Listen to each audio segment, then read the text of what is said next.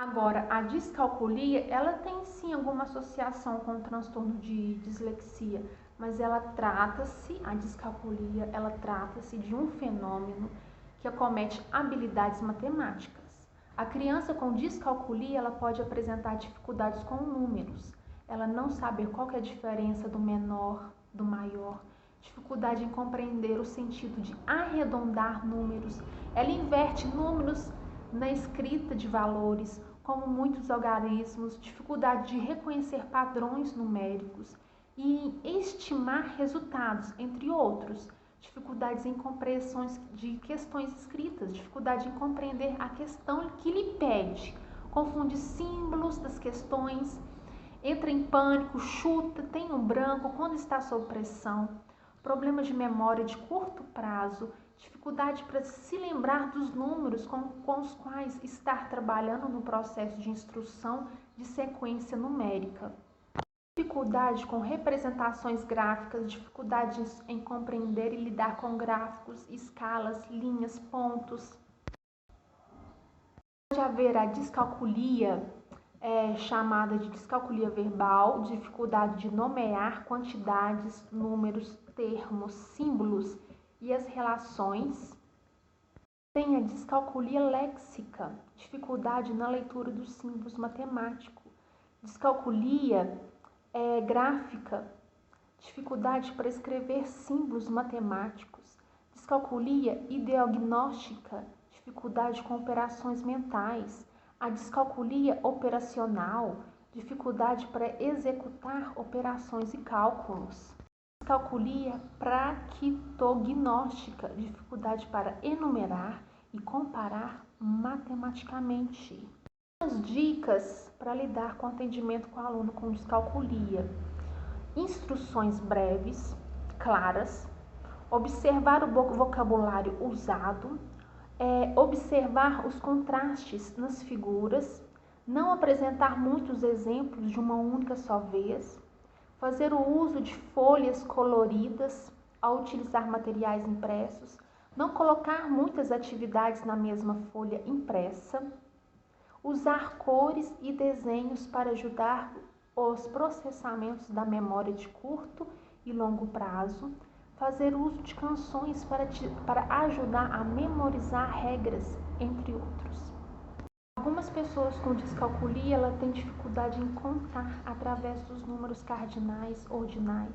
A dificuldade persiste depois de várias técnicas de intervenções de aprendizagem.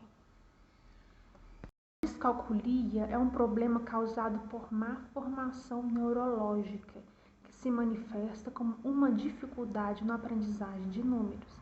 Essa dificuldade de aprendizagem não é causada por deficiência mental, má escolarização, déficits visuais ou auditivos e não tem ligação com níveis de QI e inteligência. Crianças com descalculia são incapazes de identificar sinais matemáticos, montar operações, classificar números, entender princípios de medidas, seguir sequências, compreender conceitos matemáticos relacionados ao valor de moedas, entre outros. A descalculia léxica, que é a dificuldade da leitura de símbolos, descalculia verbal, dificuldade em nomear a quantidades matemáticas, números, termos e símbolos. A descalculia gráfica, dificuldade na escrita de símbolos matemáticos. Descalculia operacional, dificuldade na execução de operação e cálculos numéricos. Descalculia praquinognóstica, dificuldade na enumeração, manipulação e comparação de objetos reais ou imagens. Descalculia ideognóstica, dificuldade nas operações mentais e no entendimento de conceitos matemáticos. Então, para deixar bem claro os tipos de descalculia que existe: lexical, verbal, gráfica, operacional e por aí vai. Às vezes, o aluno apresenta símbolos matemáticos mal formados, demonstra incapacidade de operar com quantidades numéricas, não reconhece os sinais das operações, apresenta dificuldade na leitura de números e não consegue localizar espacialmente a multiplicação e a divisão.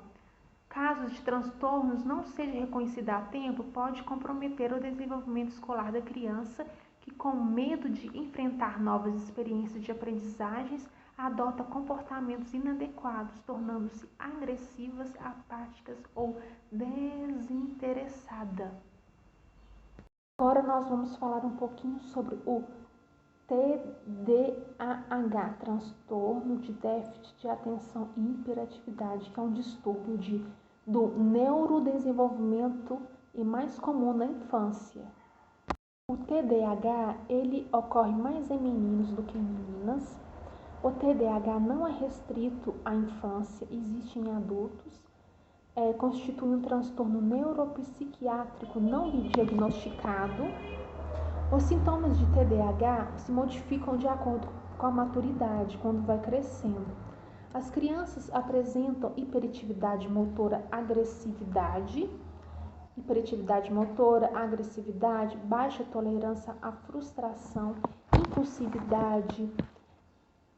Adolescentes e adultos apresentam sintomas de distração, desatenção, mudanças frequentes das atividades, irritabilidade, impaciência, agitação.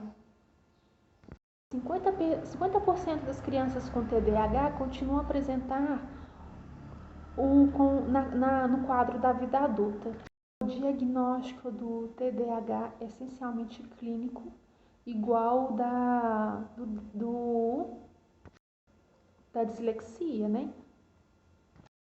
Os sintomas do TDAH são graus inadequados no desenvolvimento da atenção, atividade motora e da impulsividade, resultando em comprometimento clinicamente significativo das funções sociais, acadêmicas ou profissionais. Sintomas surgem antes dos 7 anos de idade e persistem por mais 6 meses. E tem que estar persistindo em 2 ou mais ambientes, na casa, escola ou locais de lazer. O critério para determinação da idade tem início dos sintomas tem sido questionado. O TDAH está sendo muito discutido porque ele é um diagnóstico difícil. Basicamente é isso. O TDAH ele é um comportamento inadequado, impulsivo, hiperativo, associado à dificuldade em manter a atenção e a concentração. As crianças que foram diagnosticadas com TDAH, é importante propor atividades extraclasses por aluno, sugerindo práticas de esporte, dança, arte ou outra atividade na qual a criança possa se interessar. Além disso, o professor também pode propor pequenos projetos que sejam de interesse da criança e que ela pode participar de maneira ativa, independentemente e autônoma.